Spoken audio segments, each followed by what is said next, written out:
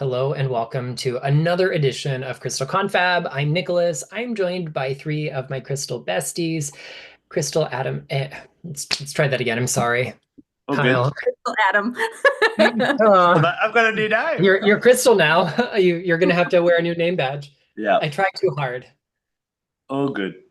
Yeah. I'm still living in the piles of books in the front row. That's what it is. Alrighty. Take two. Hello and welcome to another edition of the Crystal Confab. My name is Nicholas and I'm joined by three of my crystal besties, Kyle, Ashley, and Adam, and we are going to confab about another gemstone. So this week we are going to talk about kind of the sibling gem of one we just recently covered. And although we alluded to the fact this was coming, I think it's going to be really fun to talk about sapphires. And before we really dive into our separate topics, I would love to just kind of open the floor to, we'll say the cornucopia of things we see labeled sapphire on the market, from maybe different flavors and colors of it to things that are maybe a little disingenuous that can also be out there. I am so excited to talk about a little bit of sapphire. Sapphire is a stone that is very important to me. I spoke about this in our last episode. I have orange sapphire in my wedding band as one of my important stones of connection. But I would really like to talk about fakes first. Fakes, synthetics, imitations, because sapphire being one of the big four, emerald, diamond, sapphire, and ruby, it is one of the most imitated and faked stones, right? It's one of the most, and they've been doing it the longest, right? Because these stones have been loved for so, so long. And I've got a couple of examples that I have, and you're not going to be able to see it as well as I'd like you to, but this is a really pretty blue sapphire pendant. It's got a lovely little clear stone on the top. But this is one of the layers that is out there. And what I know with my little loop, when I look at it sideways, is it has a clear portion on the top, a tiny little sliver of dark blue, and then clear underneath. That means it's a foil scented stone. So it's an imitation. It's not even a real sapphire. It's totally imitation. And then within this little box, you can see a lovely bright blue stone in the middle. This was actually our gift. There's a couple of real ones on the outside, but it's, got to keep them together because they're all sapphires. The one in the middle is actually a synthetic man-made sapphire that was a gift to all of our gemology class when we graduated. We were told it was. It's a 1 full carat. It's really beautiful, but it is a lab-grown example. And it's really interesting to know that we have lab grown, we have synthetic, we have imitation. There's all of these different layers of fakes that are out there. So it's really important that you, if you can, when you're looking at jewelry, fine jewelry, especially examples, a nice triplet loop as a base is an amazing place to start. These have come a long way in a really long time. They've got UV lights on them, they've got lights on them, so you can really dive into and look at stones and see within them. And that's something that reveals a sapphire. Sapphires will often have layers of blue color, which I alluded to with ruby last week. That dichroic nature of showing more than one color is something that is very common in our sapphires. So it's important to look for that subtle difference in color, but not necessarily clear blue, clear in such dramatic spaces. Let me ask you, Kyle, in your training, did you ever come across where you had to inspect different types of sapphires and see if they were fully genuine or not? Because I have read that there are sapphires that are glass filled, where it would be like a natural sapphire, and they would actually fill any little tiny microscopic holes with glass to make it a little bit more solid for use in jewelry. And they'll typically be disclosed and they'll typically be a little bit more affordable, but maybe not always. Is that something people have to look out for when they're buying fine jewelry, or have you ever seen any examples of that? Honestly, in sapphire, it's not something I've seen a lot because it's quite dramatic. The refractive difference between glass and sapphire, it's quite dramatic. So it's not something that you'll see too much. If they have to, they will, and it should be disclosed. Obviously, they probably won't. But basically, there's this really big difference in diffraction that you see with the glass and the sapphire. So it looks different. It looks odd. it won't sit correctly within it, if that makes sense. So It Kyle, does. I'm going. Oh, sorry, Ashley, go on. That's okay. Thank you for that. I also know that we have to look out for heat treated and artificially irradiated enhancements, which are obviously going to make the color of the sapphire more blue. But I wanted to kind of tell everyone about something that I've seen for pretty much like my whole career out there, but I didn't know what it was until just about a year ago. So have you ever, I know we have jewelry vendors come to my shop all the time and they'll be like, oh, let me show you all these great things we have. And a lot of times you'll find some fantastic, really unique pieces. But I kept having this one jewelry vendor come up from Chicago to my shop to bring some things to sell wholesale. And she had rubies, emeralds, and sapphires in her jewelry that I could tell were not rubies, emeralds, or sapphires. And I was like, what on earth is this? All of the stones looked very similar and they looked unusually bright. And it looked like, from my research at least, from what I could find, it turns out that it's dyed silimanite. I don't know if I'm even saying that right. Nicholas is like shaking his head. Nicholas, do you have any like knowledge of this? Because I see it a lot now. Yeah, it's gotten really pretty common. I actually bought a large piece of this material faceted in like your classic kind of rectangular emerald cut, like chunky, oversized, because it looked from a picture on the internet to be lower grade, kind of matrixy emerald. And we took a picture of it and put it in a book. And then later I would find out that this is dyed fibrous silimanite, so it forms in really big masses. Sometimes if it's good enough quality, it will have the kind of cat's eye effect. It will have, when cut in cabochon, be really nice to look at if the fibers are really well organized. If you cut it differently, so the fibers are oriented in a different way, it's also fiber optic, the way selenite could be. But most of the material that we're seeing in the gem trade that's being dyed in offensively bright colors and being sold as more precious gems. It's more like a kind of felted mass of these fibers. That's the result of like metamorphic activity, kind of squishing the rock together to produce them. Sillimanite is an indicator species that we often use to understand how strongly metamorphosed a rock that contains it can be. So it's not uncommon to find it in this kind of format, but it seems to be getting more and more widespread as the years go on to sell it off as these other gems. So I Well, can imagine as people are listening and watching this, they're kind of getting worried about how do I pick, I'm going to go buy an engagement ring on the weekend. How do I know? And that type of thing. And one technique I learned from another jewelry vendor that I knew who used to buy a lot of his stones in parts of like Southeast Asia and so on, is he relied on the good old Mohs hardness scale, which is the scale of hardness from 1 to 10. And of course, rubies and sapphires are a 9. So what he would do is he'd take a little quartz point with him, and which is of Mohs hardness of 7. So in reality, I guess what happens is a harder stone will always dent or scratch the softer stone. So he would go to these stores or these distributors and go, hello, I'd like to see your rubies. And they're like, ah, here we go, sir. And he'd go, these are real rubies. They're like, yes, sir, real rubies. And like, so if I get this quartz point and scratch them, it's not going to scratch them because they're harder. Is that right? They're like, sir, come out back. We show you other rubies, and that type of way. So that's a kind of a real basic way of telling, a ruby and a sapphire from something. Do you know what the Mohs hardness scale of selimanite is, guys? Nicholas? Yeah, it's a 7 like quartz, but this is where we also have to remember that hardness is not the only trait that is going to influence the reading. We have to talk about tenacity and toughness, which don't get numerical scales like our hardness scale. The hardness scale is actually a comparative chart and not a scale of absolute hardness, because a 9 is in reality many, many, many, many times harder than an 8, and a 10 like inconceivably harder than a 9, but like a 2 and a 3, they're pretty darn close. So it's a ranked chart, and the challenge here is because we've chosen some indicator species, we're going to have to group things similarly that may not read the same way. So because of that like fibrous structure that the sillimanite has when it's in that kind of big massive form, it's going to be really resistant to abrasion, even though an individual crystal, if you could isolate one, has about the same hardness, ever so slightly more than quartz probably does.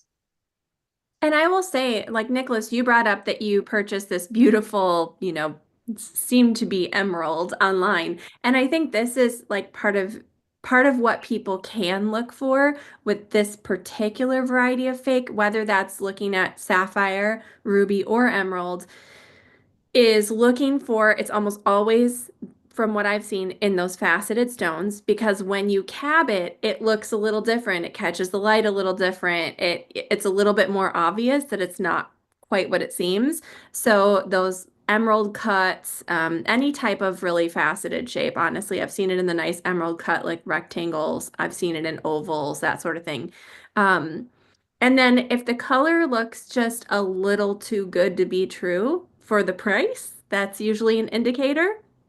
And then the other thing is if you're purchasing online, keep in mind that a lot of sellers, they'll show you a picture of a real ruby, they'll show you a picture of a real sapphire, and that's not what you'll get.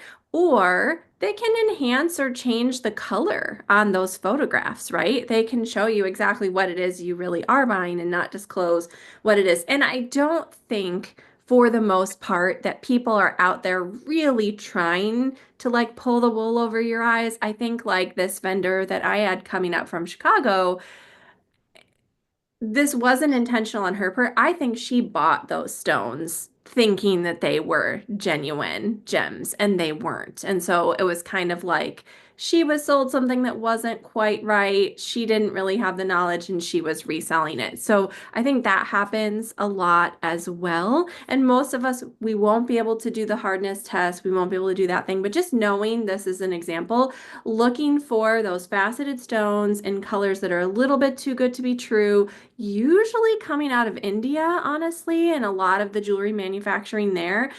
So looking for a lot of the sort of styles that we see, and almost always with these set in sterling silver, which it's not that you won't find precious gems set in sterling, but usually they're reserved for a little bit nicer metals too, more precious metals. So those are kind of all giveaways. Look at that stuff and see what you can piece together.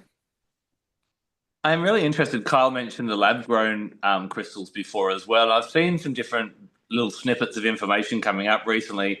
And, one argument might be, oh, lab grown is better. They're still the same structure and everything like that, but it's more environmentally friendly because we're not mining them and taking them all out of the ground. However, I then got some extra information about, well, all the different things that are required, like the ingredients, need to be sourced from all around the world. There's actually three other people nodding at the moment. So they're actually environmentally less friendly than mining a real stone as well. So if you thought, oh, well, I don't like the idea of digging things out of the ground, know that all the different stuff that needs to be dug out of the ground to make your artificial diamond or sapphire or whatever it may be can actually have a worse consequence than actually getting a real thing as well. How does everyone feel about that, Nicholas? Oh, this argument I've seen coming from such well-intentioned people, and all we have to do, like, if we are approached with this argument, because people, and as we've talked about it, people have strong opinions about the ethics of the crystal industry at large, which of course, under late stage capitalism could do better. But the crystal healing market is also the smallest representation of all mining and extraction performed in the world, and there are far more sectors that do more harm, which is not to give us a get out of jail free card, but when someone brings the argument that, if we use with an artificially made gem, it is more sustainable, it's better for the earth. Number one, where did the raw materials come from? And if you just ask that question, open-hearted, gently, sincerely, you're gonna see the light bulb go on, the eyes get wide, and the jaw go slack every single time. And then we have to also consider how much energy it takes to grow these things. I've heard it said, and I don't really know how true this is because there are too many variables, but like a decent sized batch of diamonds, synthetically grown diamonds, you could power a small city on.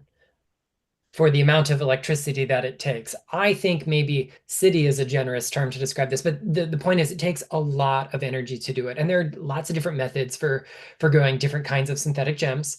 But the truth is that the environmental impact is only one piece of the puzzle. If we're also trying to sidestep the ethical impact on human beings, there are still human beings mining those raw materials, and they're probably doing it under equally bad conditions.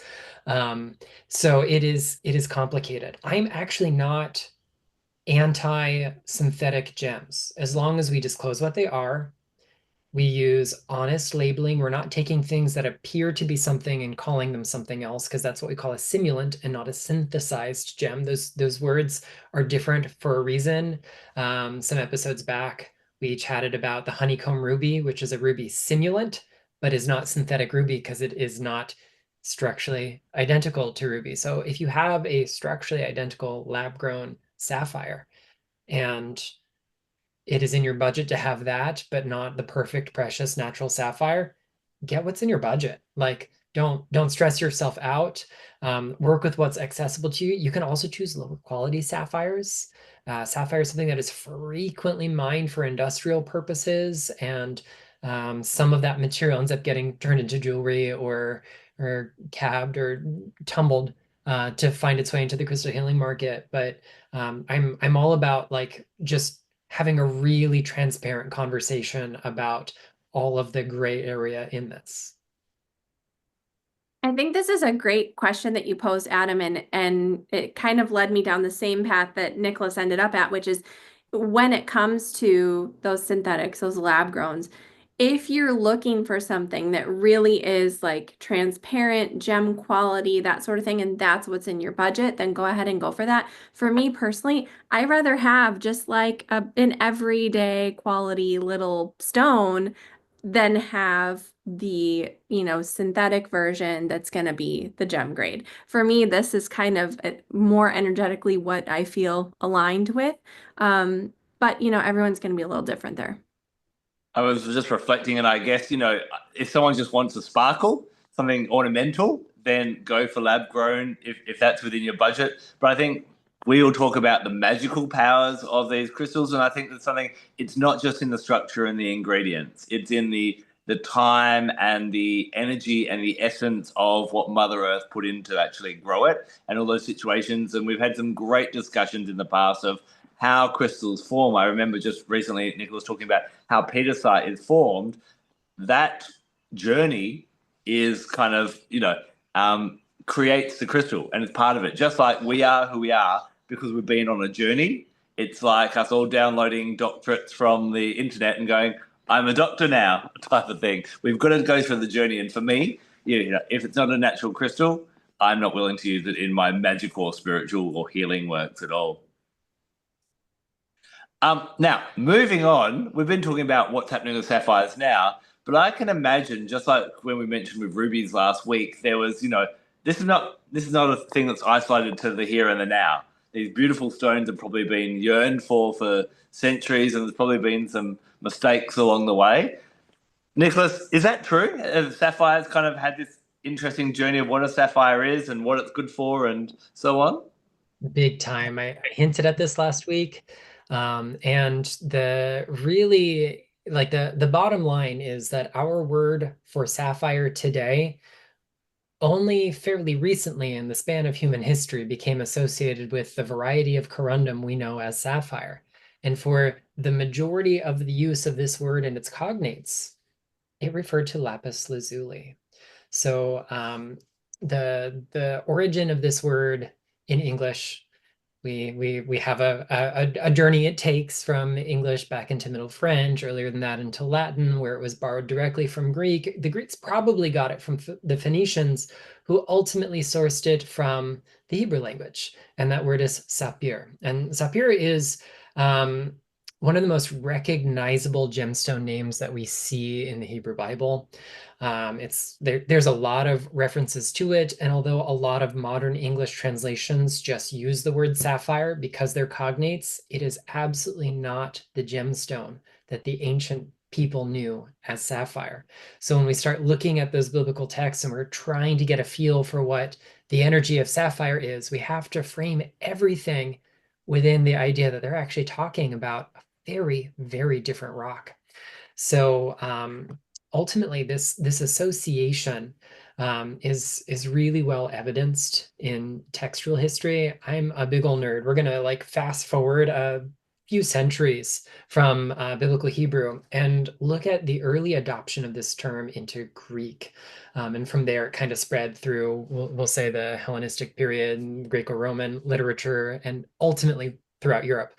But one of the earliest references that we have in Greek to this is a very famous book by Theophrastus, usually translated as On Stones. This would be like the end of the 4th century BCE. So about 23, 2400 years ago, this text is written. And it's also the first time that we see the word saphiros or saphiros written in Greek.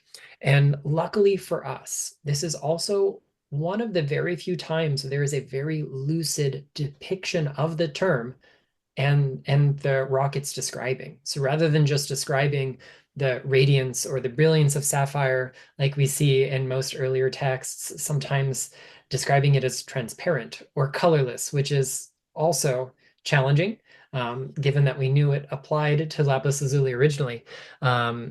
We get a really clear depiction, and there is a passage in this book that reads something to the effect of, there are also other stones from which seals are cut.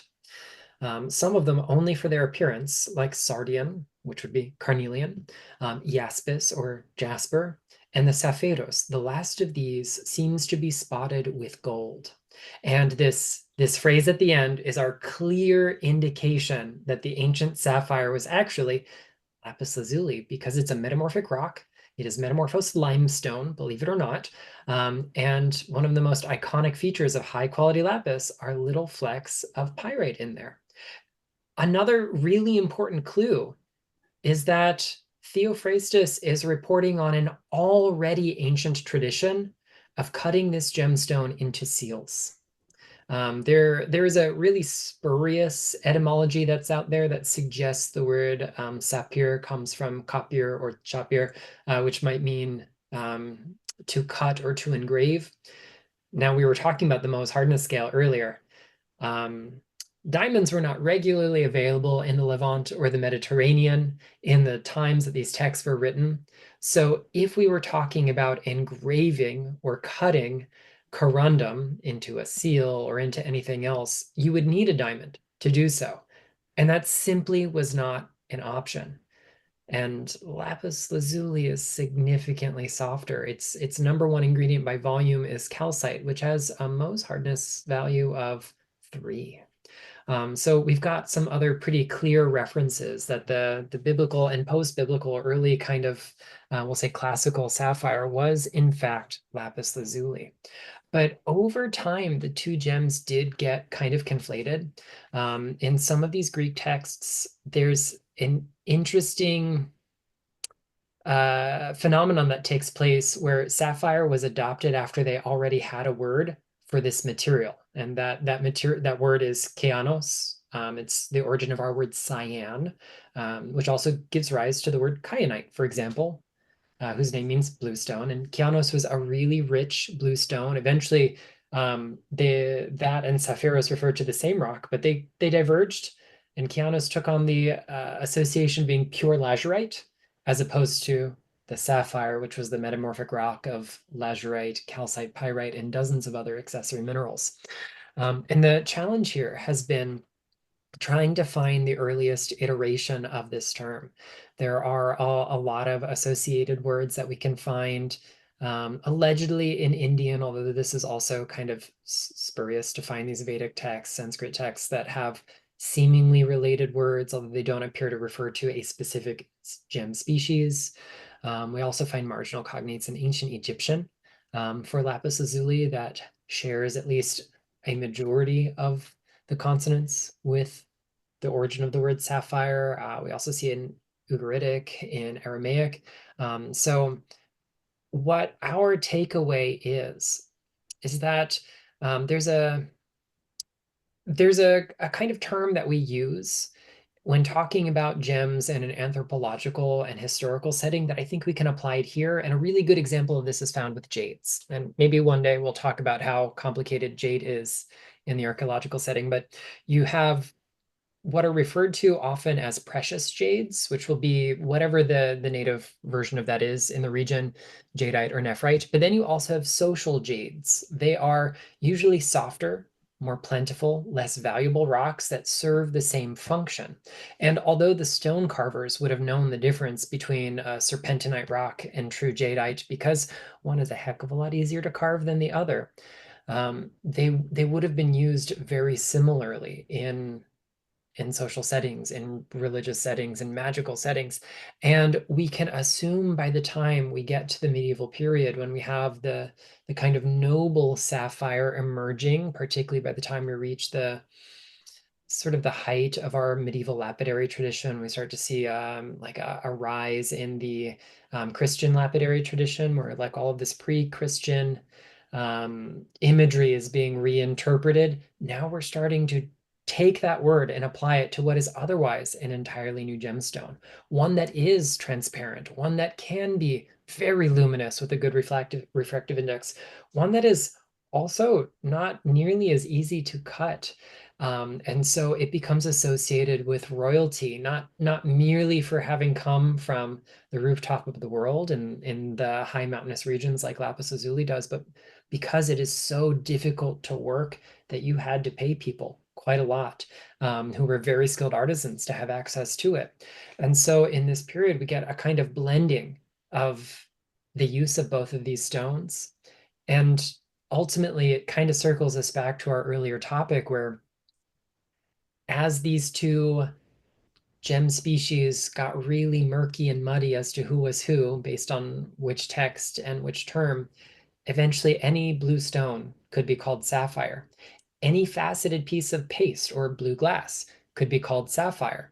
And so even until the early modern periods, this is after the Renaissance, we find pharmaceutical texts that still talk about lapidary medicine or using gemstones in healing.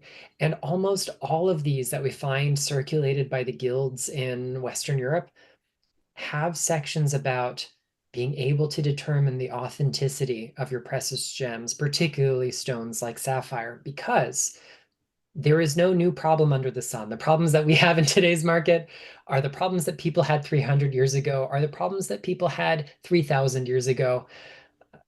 There are lots of people who'll do anything to make a buck. And so the moral of the story is that if we look only to ancient texts, it gets really difficult to know what a sapphire really means to that author, especially if they were writing down someone else's story that they heard from someone else who heard it from someone else. And that actually sounds a lot like what happens when we memify our crystal descriptions on the internet. Again, there are no new problems under the sun. That's really interesting when you think about how many people take their ideas of what sapphires have been used throughout history for on a magical kind of purpose. You know, a lot of that information could actually be about something like lapis lazuli and how it's been used in the past in spiritual or religious ways as well. So I guess we should try and, you know, unpack what we feel that sapphires are really good for in this episode. Kyle, what do you find it's really great for? Well, for me, my journey with sapphire started way back before I even connected to crystals, not necessarily because I had them, but because I worked in hospitality. I would notice a certain type of person that wore ruby, diamond, sapphire, and emerald. The person that wore sapphire was always shrewd, maybe a little cold, very intelligent, sharp. There was always this decisivity, this intelligence that I always got from someone that was wearing a blue sapphire. Generally subtle earrings, a little ring, a man with a signet that had a little blue sapphire in it. It was never gendered, but they were always really sharp. I dealt with a lot of lawyers, CEOs working on St. George's Terrace in Perth, serving coffee to all of those that did all of the work, basically in our central business district. It was, I noticed this. And then when I got into crystals, I started noticing the same thing. very shrewd, very decisive, very great at picking for other people, very great at like deciding what they needed for themselves, coming in, this is what I'm getting a present for this person, thank you very much, I'll see you in 3 weeks. Like, it was always very quick. And so when I started working with Sapphire, I was like, okay, let's see how this works. And I felt it sharpening, honing, like directing the mind, helping me to know where my intelligence was. It wasn't necessarily about being a smarty pants. It's about knowing yourself, knowing your own intelligence, knowing what you know, and not trying to kind of overthink things. Like, this is what I'm doing, this is what I know, this is what I need to get done. Sometimes we need that coldness, but it's not coldness. It's just, I need to get stuff done. I need to make decisions. I need to do things. And I found Sapphire really coming into its own with that for me. A really lovely dangly earring. And it's a lovely little piece, but it was this beautiful piece of corundum that has a really soft blue center. And it's an old stock, old collection piece from a guy named Jerry Morville, who's an Australian collector. And this is an Indian specimen, and there was just something about holding this. I was immediately drawn to it, and I think we touched on it last week with the ruby, that hexagonal strength, that support. It kind of brings everything in and helps it to focus really beautifully. And I found this balance, this ability to find balance within myself and be more decisive, to hone what I already had, to focus my skills. And I've been able to direct it basically with crystals and what I do. Like, what I do with my work, with my crystals, with my knowledge, with my readings, it's allowed me to hone all of those skills. It's allowed me to focus all of those skills, bring them to an even better place. And there's lots of stuff that I now have gaps of that I don't worry about because I don't need to know about it. Like, it's not important to hold space in my mind. It's not important for me to worry about things that I can't fix or control. I find Blue Sapphire especially able to bring it in and rein it in and go, this is what you can do. This is where you can focus. If you can improve bit by bit, but don't worry about the things that are outside of those realms of what you can and can't control. I find this fortification, this insulation, this strength, and I think that hardness, that inner strength really comes with it. I really love all the colors. As we have touched on, I've got a little handful of a few here. I'm not really going to be able to show them properly because of the angle. Bit of orange, bit of blue, bit of green, bit of yellow. This is a chatoyant brown gold one that is really, really lovely energetically. The strength that comes from strong crystals, I think, is relayed to us. I think that, like, ruby not only has hardness, but it has toughness, right? It has that strength within us. And I think one of the key ingredients within it, aluminum for everyone in North America, is an ingredient that brings flexibility. For me, the idea of like creating a sword and needing it to go through those melting, hardening to become sharp and perfect and able to be used. Our mind is the same, right? We sometimes have to go through this bending, this warping, this pushing, this pulling, this plunging into something cold all of a sudden to fortify our own mind and our ability to work. Sometimes we actually have to go through these pressurized situations. I think Sapphire helps us to embrace that. Like, yes, do it, go through it, expand in a way that's going to push you because there's more within you. You're actually really smart. You're actually really brilliant. You're actually really capable of being a leader or doing whatever it is you need to do. But sometimes you actually don't know you can do it till you do it. And you have to push yourself into it. Well, I'm fascinated by this idea of certain personality types with certain crystals. I must admit, I hadn't thought of sapphires. I have noticed certain people that wear lapis lazuli have a certain kind of archetype as well. But I'm kind of thinking the way you were describing the sapphires, this may be a bit of an unusual reference for some people, but Anna Wintour, the editor-in-chief of Vogue USA, would you say that she's that kind of sapphire energy? Yeah, totally. There is a coldness, there is a detachment, but there is a creativity, there is a knowledge. Like, I think people that know themselves it's a really great stone that I think really enhances that. But if you do need to kind of develop that and hone that and have strength within that, absolutely. And just on the touch of stones and their names and where they come from, I learned in an Uber ride the other day, Neelum, Neelum, is the Indian term for blue sapphire. I was asked because the guy knew where I was going to my work, crystal in the name. He's like, you know about crystals. Do you know about Neelum? And I had to Google it. And it is the Indian name for blue sapphire. So if you see that come up, if you see that in texts, that's what I understand it is referring to. An Indian corundum is well known. Ruby sapphires of all colors are so prominent throughout the Indian subcontinent. I think it's quite an interesting little note. I love that. I love that. And I love how we can then take that hardness and that strength of the sapphire and we can, we may not want to be that personality type, but those attributes of loyalty and commitment, I think, are really, really powerful. Now, one of the traditional things that we'll see blue sapphires being used for is obviously in engagement rings, and that's one nice way. But there are other things we want to commit to. This could be a great crystal to work with when we need that strength and resolve to commit to a goal, whether it be an exercise regime or saving money or different things like that. I find it's also one that I recommend people use when they need to create a team environment. Whether it be a sporting team, a community team, where you've got a whole group of volunteers, because whereas employees have to do what you tell them, volunteers are like herding cats, that type of thing.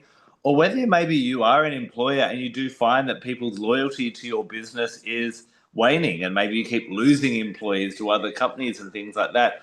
This could be somewhere where bringing blue sapphire into the space would be really good at helping to fortify that commitment and that loyalty and bring that energy and that strength as well.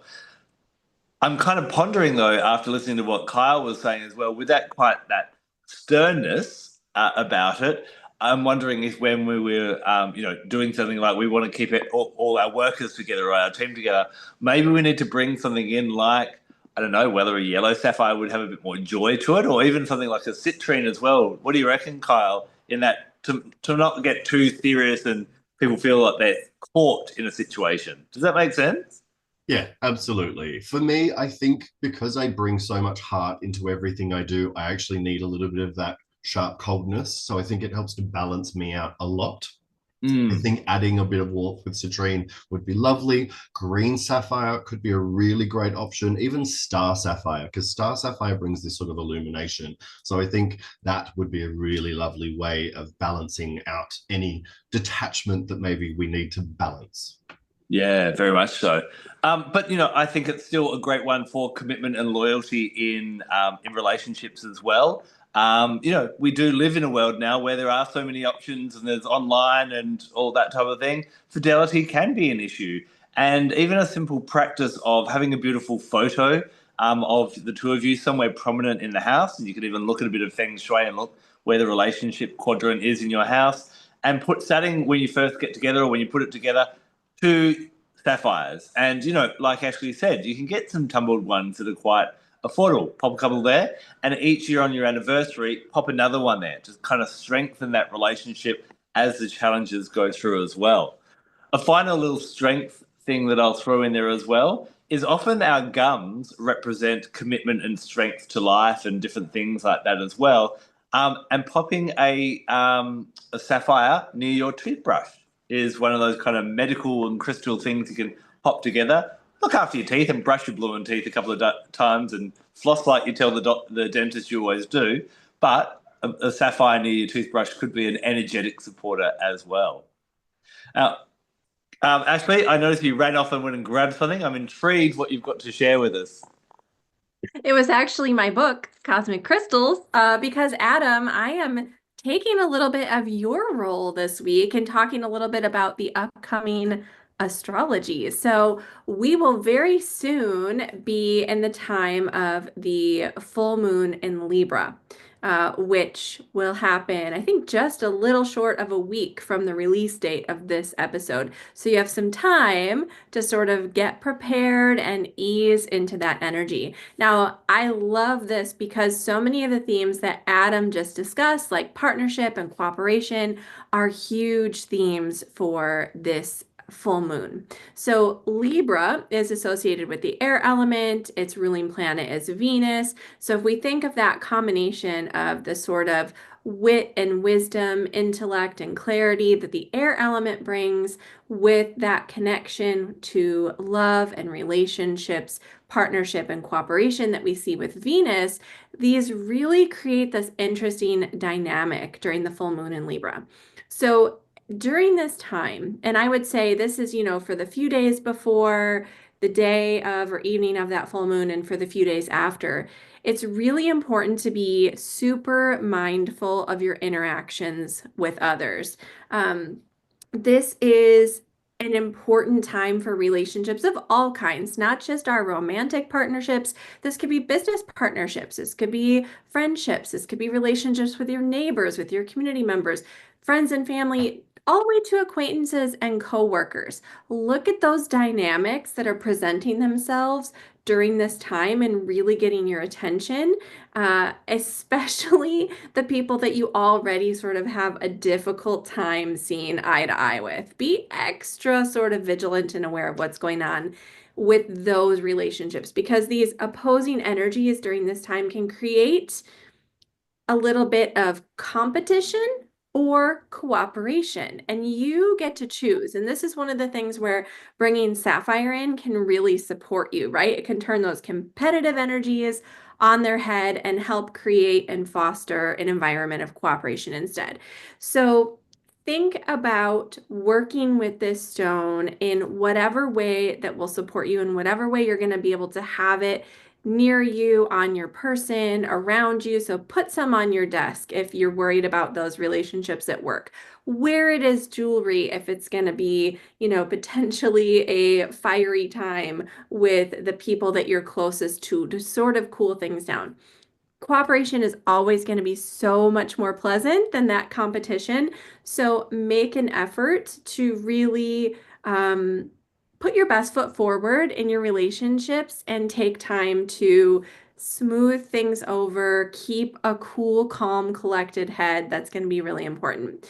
So Blue Sapphire is one that really promotes a lot of peace and harmony, especially among bigger groups. So if you have any type of group project, any type of cooperative project, this is going to be like your best friend during this time. If you've been dealing with any sort of tumultuous situations, Blue Sapphire can help you just sort of take your personal feelings and pet peeves and ego and sort of set it aside. Not that you don't have to go tend to that later on, but during that interaction with other folks, set it aside and find the common ground. So if you feel like your toes are getting stepped on, you can go journal about that later. You can vent to your bestie. There are things that you can do to sort of be a little bit more tactful, and Blue Sapphire is going to help you let that cool-mindedness sort of prevail. So in order to use this stone at this time, and this exercise comes from my book, From Cosmic Crystals. This is what it looks like if you're watching. You can get some paper, a bowl, some colored pencils, some scissors, and a 1, 2, or 3 blue sapphire stones. You can trace the bowl on the piece of paper to create a circle and cut it out, and then draw some lines dividing it into 8 equal sections. So you're going to label the 8 sections of your circle with some different archetypes: the artist, the dreamer, the fool, the healer, the leader, the scholar, the servant, and the warrior. Then you're going to make yourself comfortable. Take your 1 to 3 sapphires, hold them in your hands just a couple inches above that casting board that you've created, and drop them into the circle. So what you're going to do is pay attention to where these stones have landed. Those are the particular archetypes that you really need to embody during this full moon in Libra time. So if you have a crystal that falls on the line between 2 areas, You want to make sure that you're acknowledging both of those archetypes. If you have a stone that falls outside of the casting area, you'll just disregard that one. But especially in an area where you have more than one stone fall, that one's going to be really, really important. And if you've casted a stone and it's fallen right in the center, then to some extent, a little bit of all of those are going to play a role.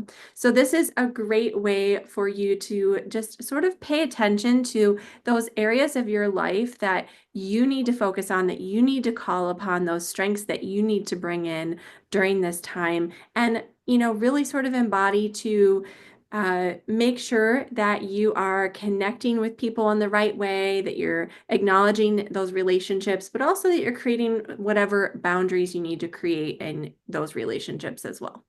I love that, Ashley. And I'm not competitive at all, but I do want to throw some extra astrology in here because remember a few weeks, there's a few different things that are happening around this full moon, which are really, really important that I've noticed it playing out in people's lives. So I'm kind of been getting on my bandwagon on Instagram and everything like that and talking about it as well. So on exactly the same day as the full moon, we talked about in turquoise a few weeks ago, Venus going into retrograde. Now, this is when her loving energy goes away. We start to feel a bit unloved. We start to consider the relationships in our lives. And this is the lesson to start giving yourself some love rather than relying on other people. But what I've noticed, this retrogrades are also times of introspection. So I've noticed a lot of people are ending relationships or breaking relationships, not necessarily romantically, but working relationships. They're quitting jobs. They're doing other things. They're like, no, this doesn't work. We're meant to use the retrograde to learn the lesson. And then when it goes direct, we apply the lesson. So be careful that you haven't broken something too early. But what I do like is the lessons finish on the 13th, which is then the same night as the full moon. So you can then use that full moon, as Ashley's beautifully described, to then go, well, what do I want to bring in my new relationships, whether it be the current ones or existing ones? You've also got Juno still in retrograde. She's very much about loyalty and devotion and being the best partner you can be. And my favorite crystal for her is Blue Sapphire. So that's a really good one. It's about focusing on, rather than keeping score, you just being the best person you can be, rather than, going, well, they did that, so I'm going to do that, and so on. Then we also have on the 8th of April, Ioxon going into retrograde. Now, Ioxon's a bit of a rebel. And normally what happens when Ioxon goes into retrograde, when people do you wrong, you're like, stuff it, I don't care, and you rebel. And that might happen in all different types of situations. But Ioxon actually wants you to listen to your heart and go, hold on, am I just rebelling just because I'm angry? Am I dropping into a lower emotion? Or is there a reason that I actually, am I upset? But what is going to be best for myself in the long term and for everyone else in the long term as well? So if you put them all in a bloomin' big pot, relationships are going to be a little bit rocky at this time. And I would recommend Blue Sapphire is perfect. And I think it's a great way of helping you to remain loyal to what's important. And, maybe you need, as Kyle spoke about, that real energy of that sternness and that devotion and that, just withdraw a little bit and analyze things and wait till the month kind of unfolds a little bit more for that to unfurl. But actually, I am so excited to go draw my circle and divide it into 8 quadrants. That I really, really love that. Is there any other applications you've used for that divination tool? I honestly use stone casting so often. I love cartomancy, so I love working with tarot and oracle cards, but stone casting is probably my next go-to. If you don't feel as comfortable with that, you can use that circle also as like a pendulum chart if that is something that you align with a little bit more. I personally really struggle to use a pendulum effectively.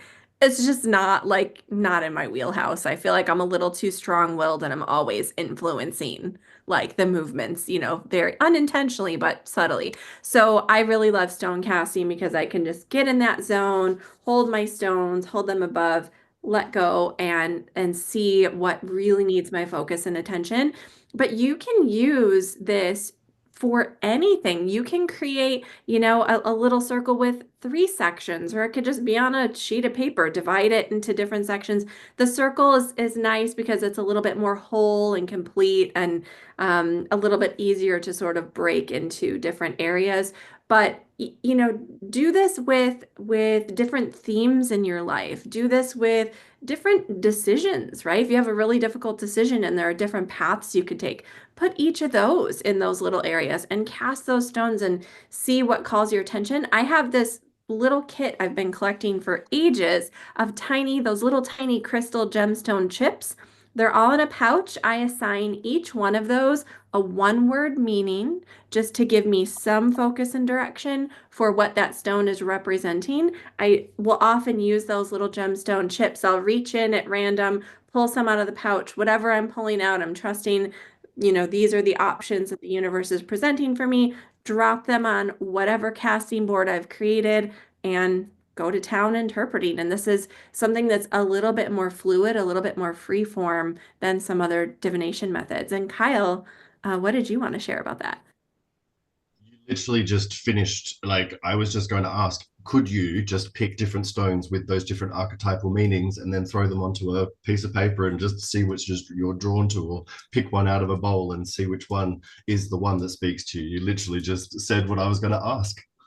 Yeah, I think especially for more advanced stone casters or lithomancers, you can definitely do that. And you can use a blank casting board at that point, have each stone represent a different archetype, cast those onto your cloth, your board, your space, whatever it is, and let them tell a story. Which ones are near each other? How are they grouped together? You have to be really creative and really, I think, discerning and open to sort of seeing the picture that's painted and the story that is told among the stones. But that is one of my absolute favorite ways to do this work. Consider it added to my repertoire of things I'm going to be doing regularly. Thank you very much.